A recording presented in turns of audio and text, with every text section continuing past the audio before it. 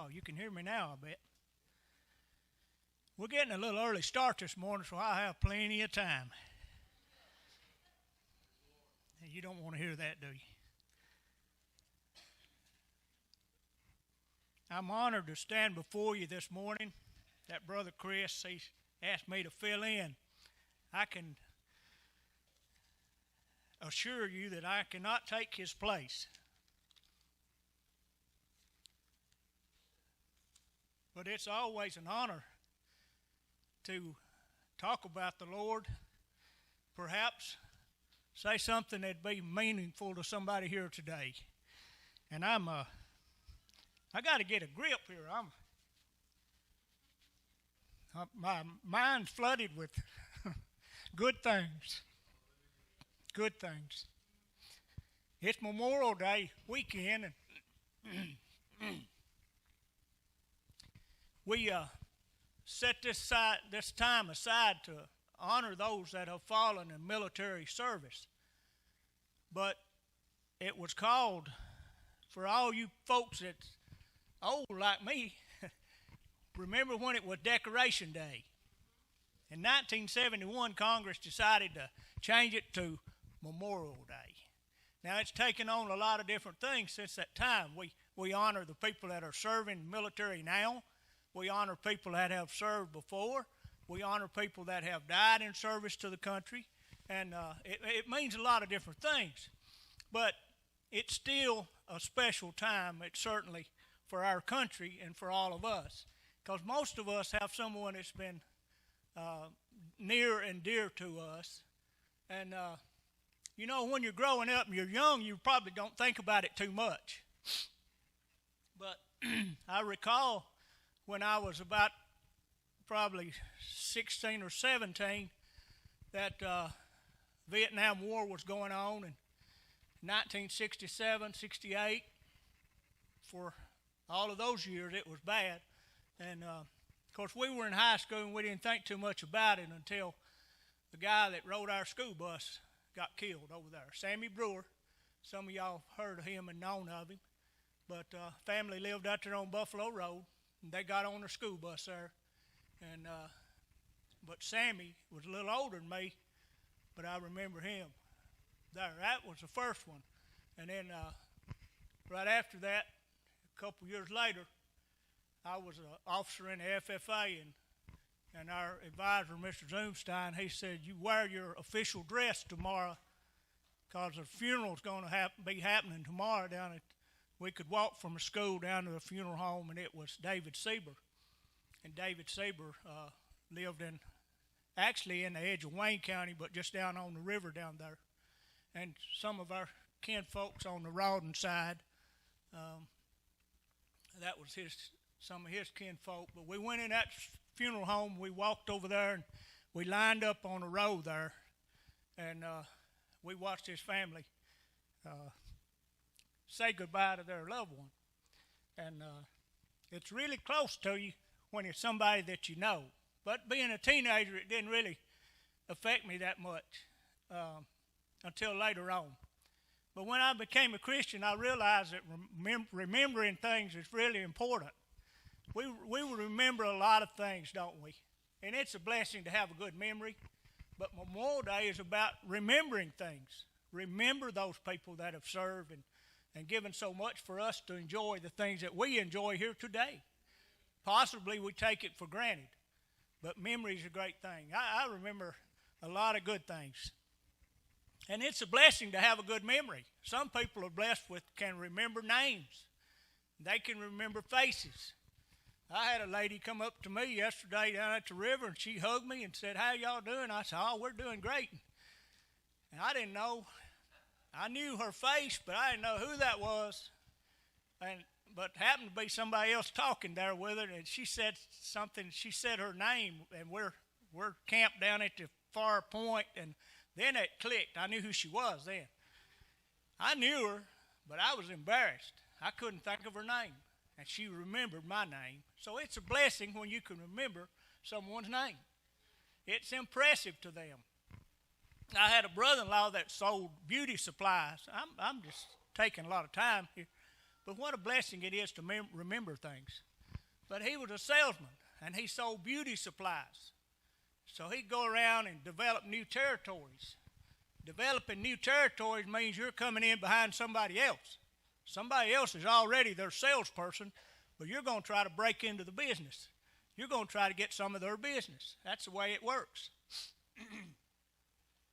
But Don was really, he's handsome, good looking, presented himself well. That always helps, I guess.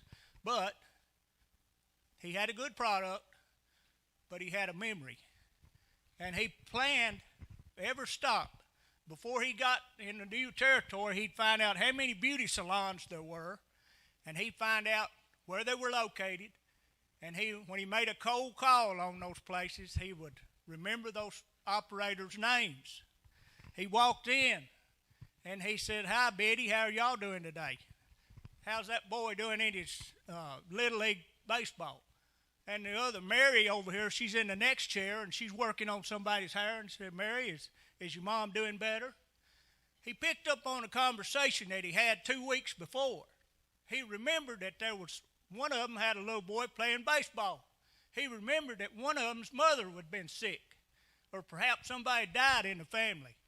What a treasure it is to have a good memory, to remember things. And when we present Christ to people, we remember situations in their life.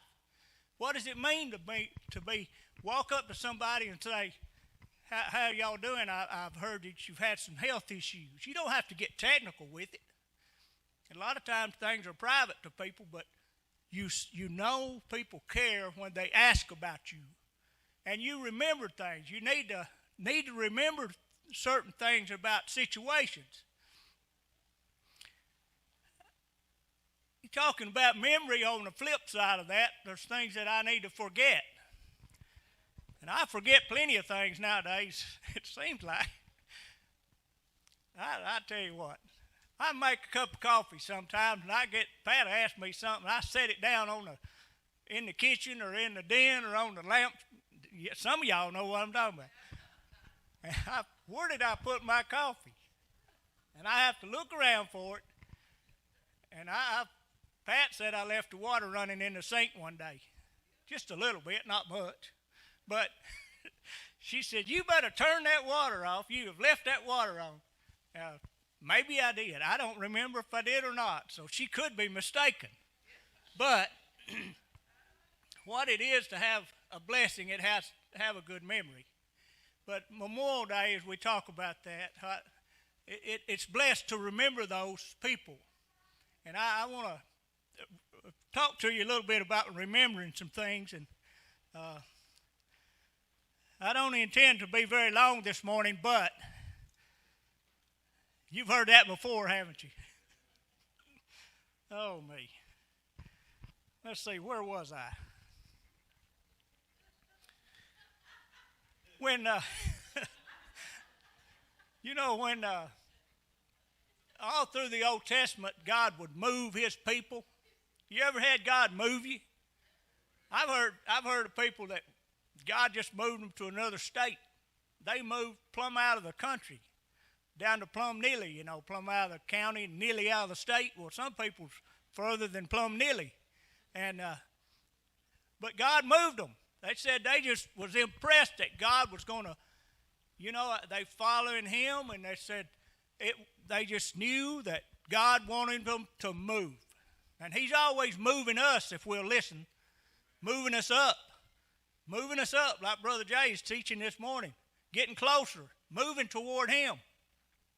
But a lot of times when they moved people, the tribe would move to a different place. God would tell whoever was in charge there, he said, "I want you to build an altar as a memorial." And it was a memorial for those people to remember what God had done, what great things he had wrought in their presence. I want you to remember that. And so you can tell your generations later on about what I have done, about how great I have been to you, and how marvelous it is to serve me.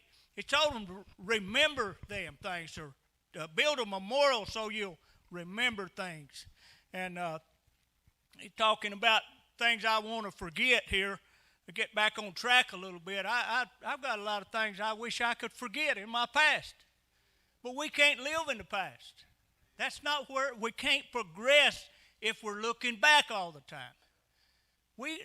If I took a toll here this morning and had you write down a few things that you wish you had done differently, I'm sure everybody would write it down and they'd have something. But there's probably going to be some of those things that you wouldn't even write down because you're ashamed of them. And I'm going to get real this morning. There's some things I did I'm ashamed of. And I wish I could forget some of those. No, I never did kill anybody. But I'm just as guilty as anybody that's on death row this morning because I'm just a sinner lost. And I wish I could go back and redo some things, but that's not life, is it? And we all got regrets, that things that happened, things I said. I said some awful hurtful things to people, and I wish I could forget that. But, all we can do is get forgiveness, and give forgiveness, and look forward and go on. We can't live in that past because we all have one. And nobody's, maybe you don't have, I don't see anybody's got a halo this morning, and I certainly don't. But there's some things I wish I could forget. The only thing I need to remember is to not do those things again. So it's okay to have a memory, say, I've already tried that. I know it doesn't work. I missed it. Let's go on. Let's do better next time. But there's things I want to forget. But Paul told us to forget those things that are behind and press on to the prize that is waiting on us. That's kind of paraphrasing a little bit. But I just thought of a few things this week, and I was thinking about how I know I don't have a lot of time this morning, and it's already getting away. I said 10 minutes, so I lied, didn't I? You knew it wasn't going to be 10 minutes. But I was thinking this week about some things I wanted to remember, things I hope I never forget. And as one of them was His grace, the grace of God that caught this falling soul when I didn't deserve anything. But the grace of Him, the grace that He showed me, it's grace that's given to all of us. In Romans 3:24, it says we're justified freely by His grace through the redemption that is in Christ Jesus. The grace that He gave us is through Christ Jesus.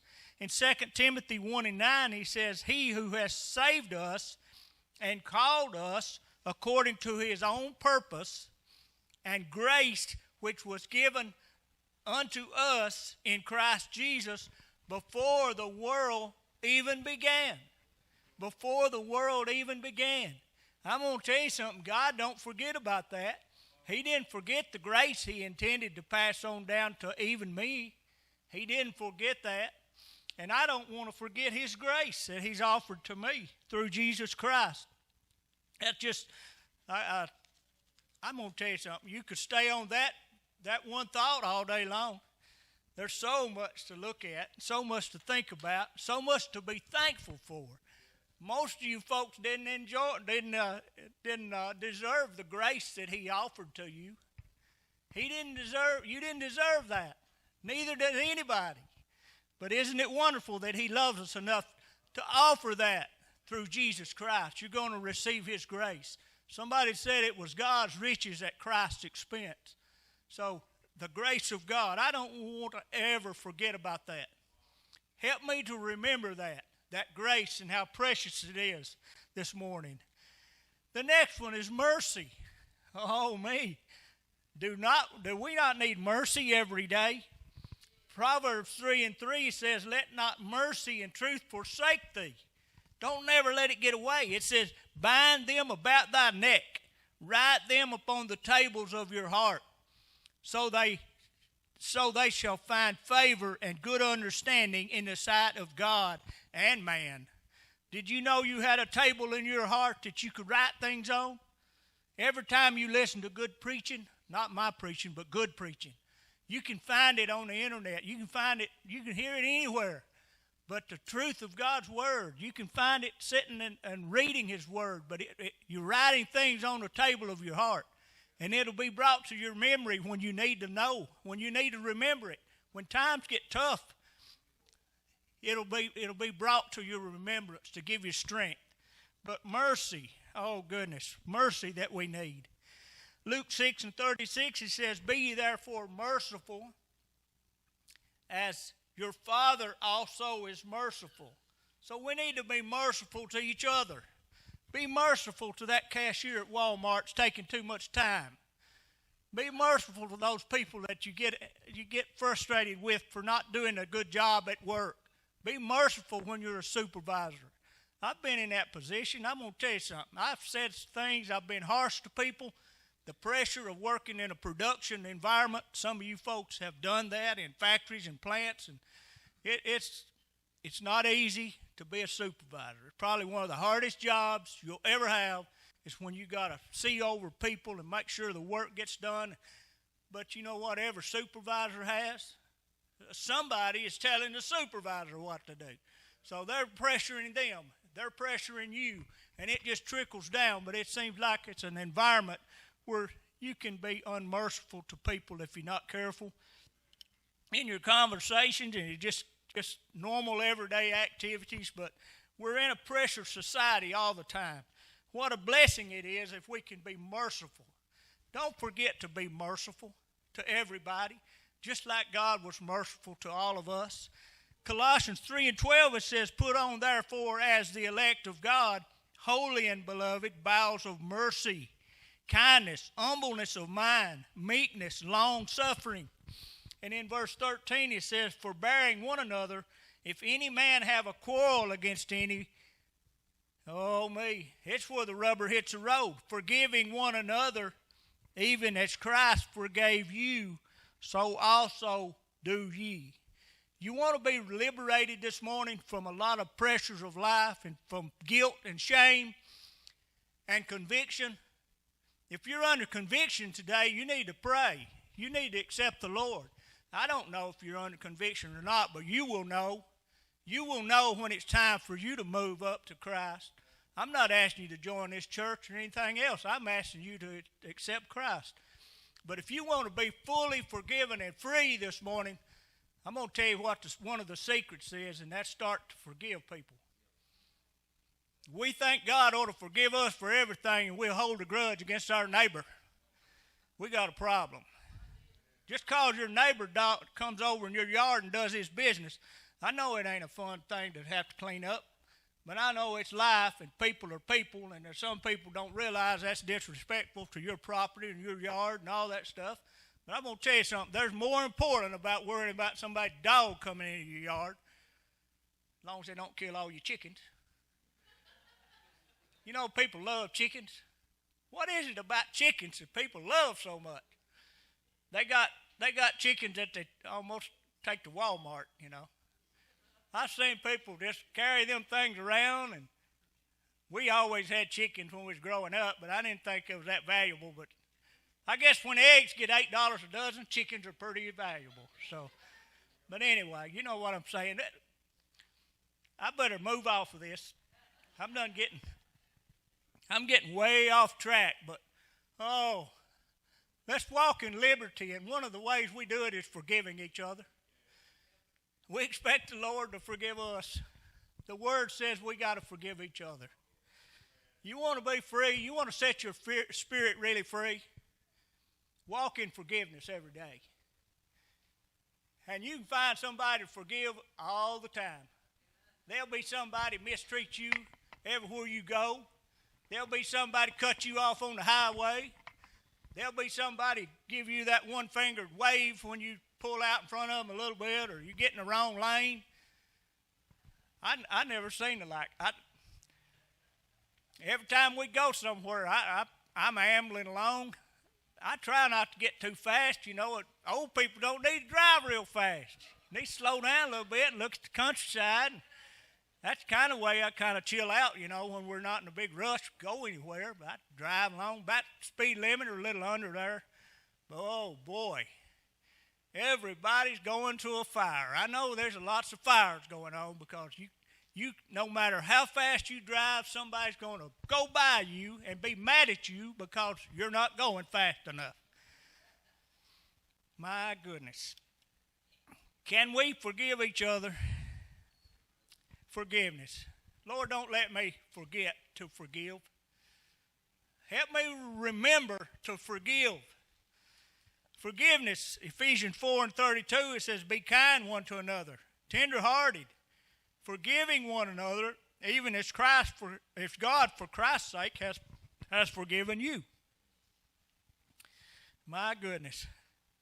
That brings me to talk about being born again.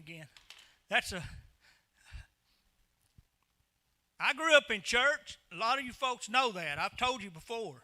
I grew up in church. Mama made us go to church on occasion, not every Sunday, but most of the time she was initial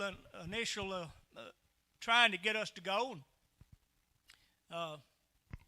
and we all went when we were kids, young.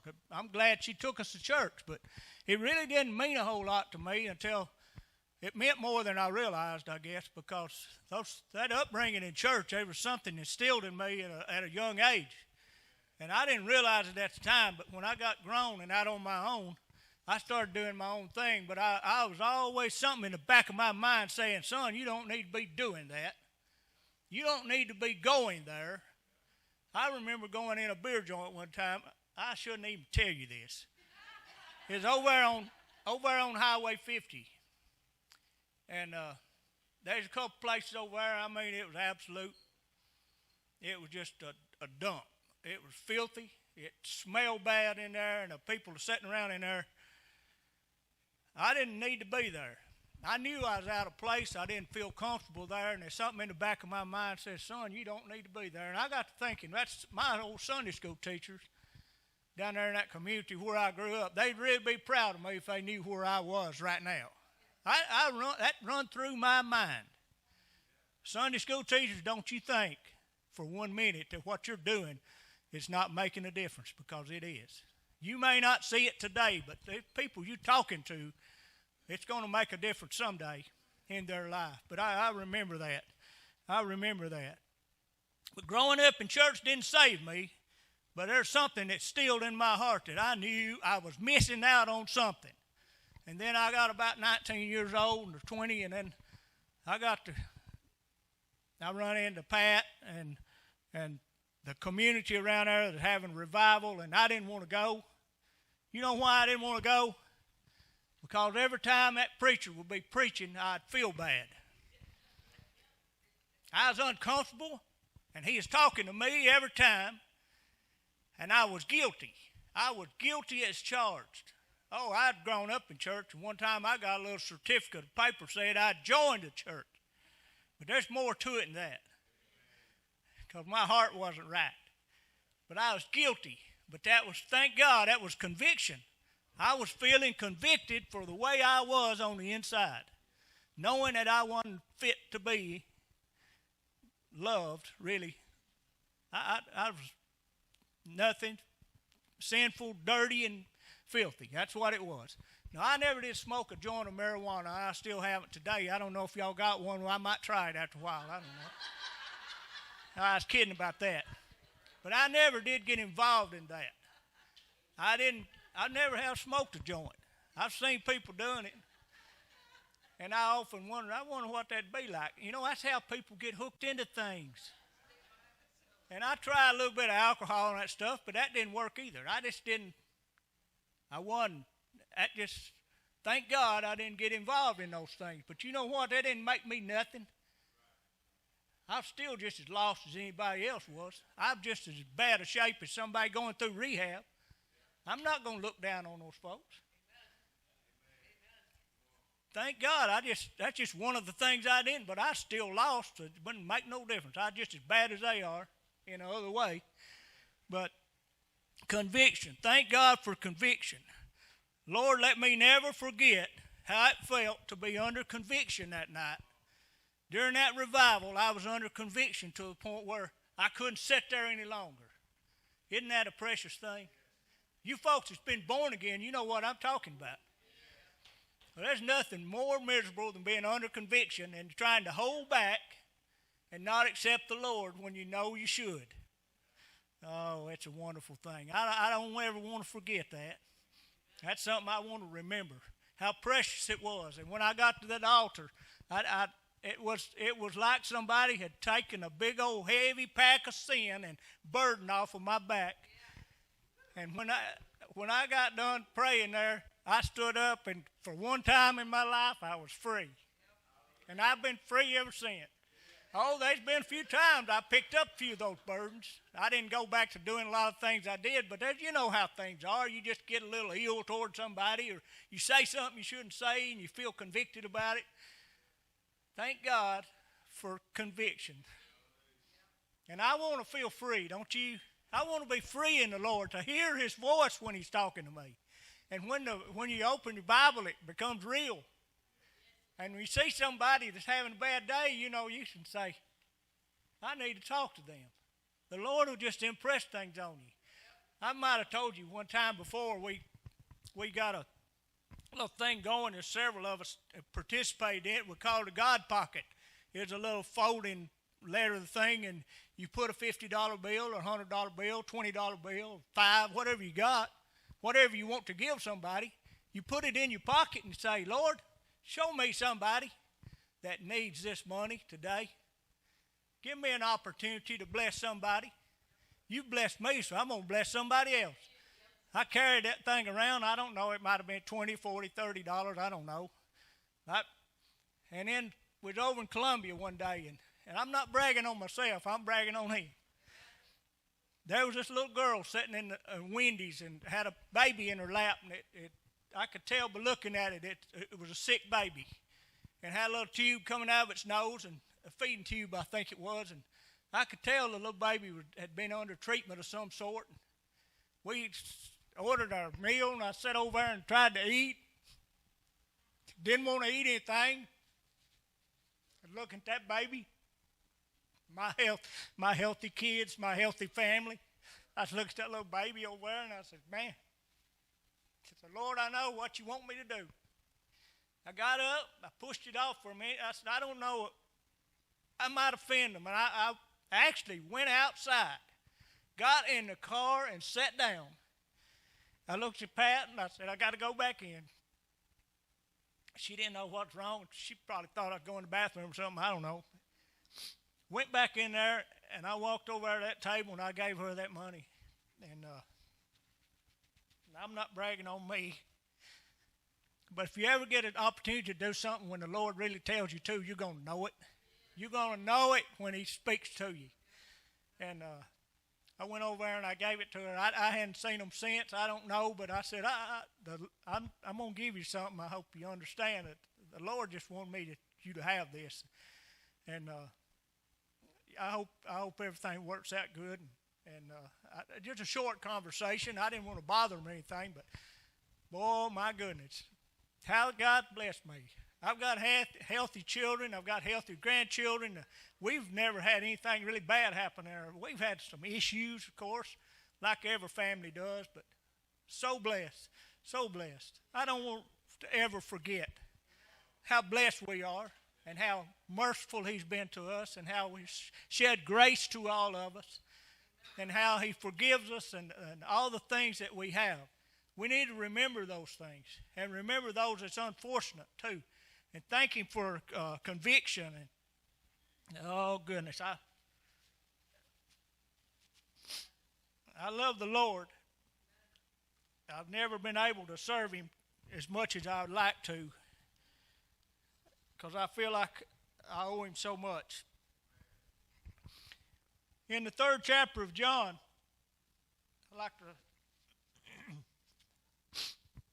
I got to get a grip here this morning, I tell you. You know what really messed me up this morning? I got up real early. And I was there at the house by myself, and Pat was down at the river getting ready for a thing this afternoon for one of our grandchildren graduating. And I was reading some stories on the internet. One of them I remember was a guy that some of y'all might have seen it posted on there. He said he was in the Vietnam conflict, and he said, I never really left Vietnam. And he's talking about how it affected him, that he's still there. He left a part of himself there. And it goes on to tell a lot of things, and some of it's not all spiritual, I'm telling you. But if you want to really be free from your past, it's in Jesus. That's where it is. That's where it is. But he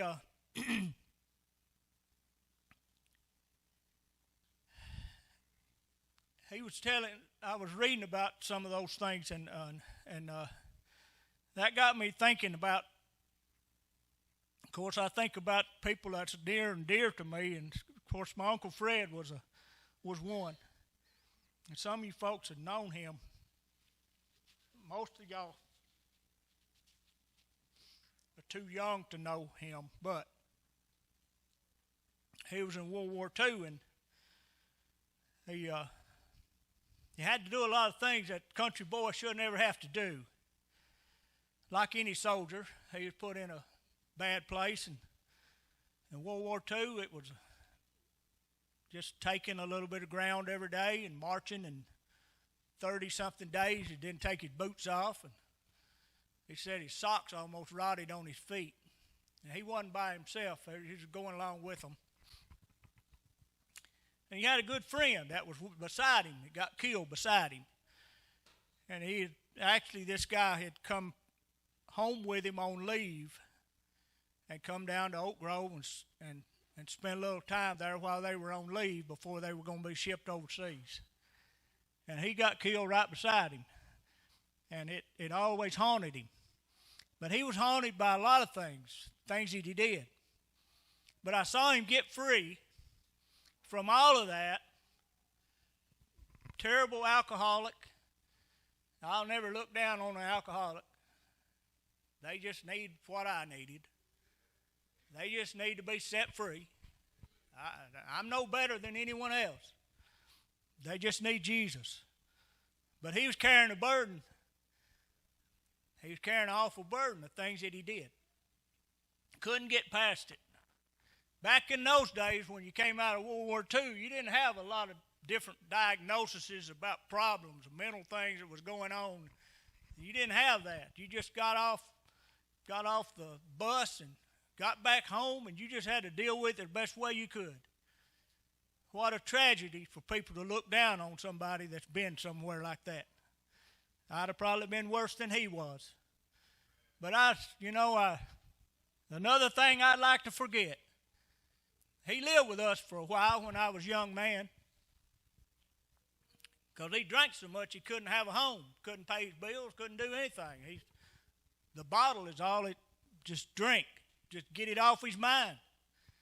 I think it was more of just an escape from reality for a little bit than more than anything else. He just had to forget about some of the things that was haunting him.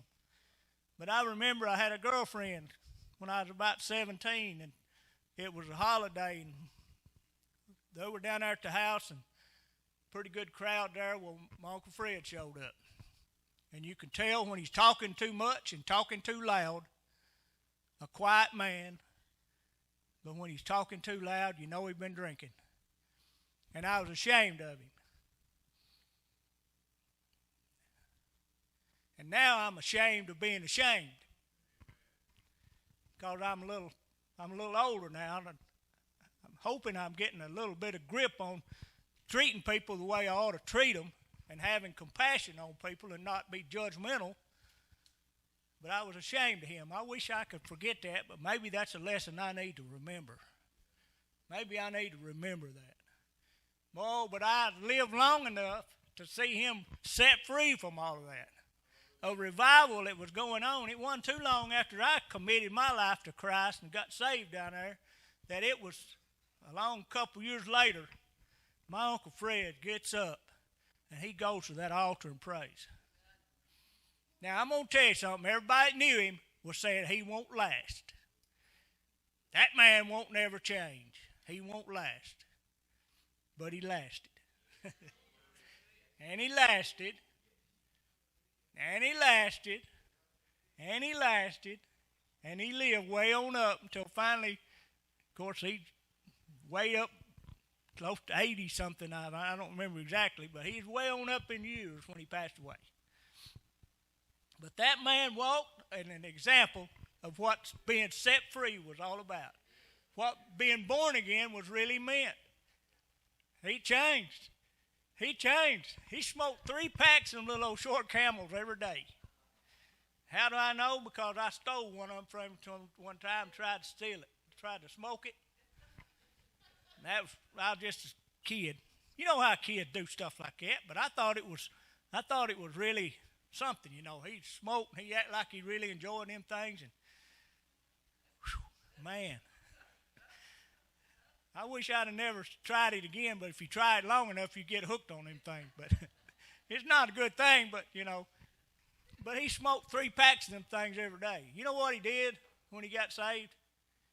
He quit. He just quit. And smiled about it. I burn up enough money on them things, I ain't smoking no more of them. That's just the way. And you know what else? I found a gallon of moonshine one time. He'd sat in I shouldn't even tell y'all this. He sat in the fence row down there beside the garden. That's when he was living with us. And we took rocks. I don't know, Mike might have been around there or something, but we took rocks and threw at that jug until we broke it. It's about a half a jug. He never did say nothing to me about that. He should have wore me out. Oh, me. But that's how bad he was. It took a gallon. He'd take a gallon at a time and hide it. But it's awful. He's the worst alcoholic I ever seen. Oh, but I'm going to tell you something. He quit that too. He didn't go to no treatment. He didn't go through no program.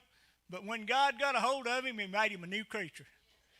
And little by little, things started changing. And he had a smile on his face. He is free, set free. Ain't nobody but Jesus can do that. You can go to all kinds of programs, and I'm sure it helps. It helps. It helps. I'm not putting it down. Do whatever you got to do, but get to where you need to be with God. I'm glad we got programs to help people. But there ain't nothing like being born again. Nicodemus came to Jesus, and in the 3rd chapter of John, it tells about, and he knew all the laws. He'd done everything right. He could dress right. He could pray right. He had a reputation in the church, in the synagogue. He's probably a member of the Sanhedrin at that time, the ruling people in the Jewish nation or that community. He knew it all. He knew everything. But he found himself under conviction. He listened to Jesus teach a little bit, probably. He saw something there he couldn't figure out. So I got to know more about this. So he comes to him at night where nobody else will see it. Y'all ever go to church somewhere? Well, I'm not going to ask you that. But he came to Jesus and said, "Good master, what must I do to be saved?" He had everything just right, but he knew there was something missing. There ain't nothing like being born again. I don't ever want to forget what it was like being born again. I don't want to forget what it's like getting up from that altar and being a new creature. Yes, people say, yeah, you're still a creature. I don't know what yet, but you are a creature of some sort. That's okay, as long as I belong to him. But there's something special about being born again. It'll set you free. Ain't nothing going to be like it. And you'll be glad you did. Being set free, being born again. I don't ever want to forget what it was like when I was born again. Oh, man. I've had people say, you need to go back and get some more, son. You ain't there yet. But I'm working on it. I'm trying. And I'm not going to quit. It's been a pretty good while. It's been several years. I've made a lot of mistakes along the way. But you know, I got a merciful Father that forgives me when I miss it. I don't intend to do anybody wrong, but I do sometimes miss it. And I'm mean sometimes to people in my voice. I just get carried away and stuff. And I'm glad I don't have to go work anymore like a lot of folks in factories and stuff. I know what it's like. It's tough when you're in these factories and production and all that. You're working around heathens, and sometimes they're good folks, sometimes they're mean as a copperhead. But you got to work around them. You got to maintain your focus while you got to focus on other things too. But, you know, we're human. We make mistakes, but I don't ever want to forget what it was like when I laid that burden down at the altar. When I walked away from that burden of sin. And it can be little things or it can be big things. You know, I never was locked up in prison. I never did go to jail, never been arrested. There's a few times I should have been. Wonder it wasn't. Wonder I didn't get caught sometimes, but thank God he kept me. But it was part of what I grew up, I think, and the influence that Mom and Dad had on me and some of my good friends. And those old Sunday school teachers, they're all dead and gone now. They had an impression on me. I didn't realize it at the time, but they were putting some things in my mind that never did get away from me. Thank God. If you're a Sunday school teacher, don't you look for results today.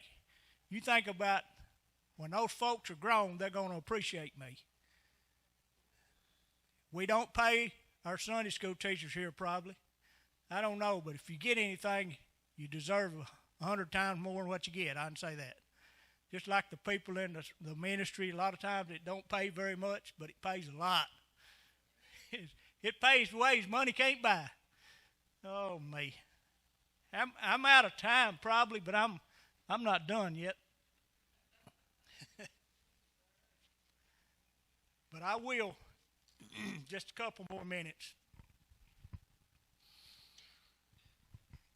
I don't want to forget the great love that Jesus has for us and what God has done for us through his Son, Jesus Christ. Now, I don't have an altar at home. I don't have a memorial set up. And last time I came by that church where I got saved, the old building's about to fall in. It's just barely there. It's just rotting down. That's not my memorial. That's not my altar. That's where I prayed. That's where I found the Lord. But it could be anywhere. But it's not bricks and stone.